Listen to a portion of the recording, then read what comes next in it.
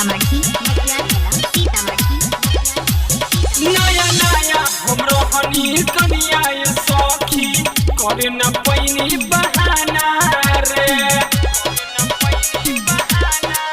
कहले हमके चुपाई मुँह दिहले दबाई कहले कि आज भर माना रे कैले बोल जोरन हमरा साथे उजोंग रे कैले बोल जोरन हमरा साथे उजोंग रे कि आधिया रतिया में सोइया तुरत पलंग रे कि आधिया रतिया में सोइया तुरत पलंग रे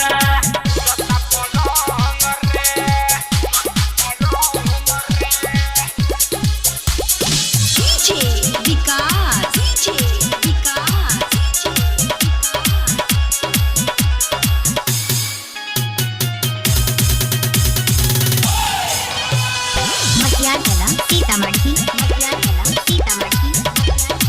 गोविंद गगन से हमके न जामी देवरू निशान तनी दरदी से रे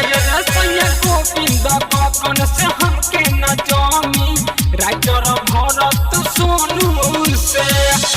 कैसे बताई हम टूटल बायलंग रे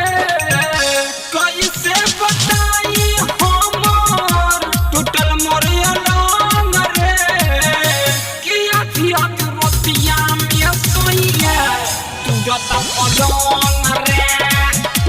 कि आधिया रतिया में सोइया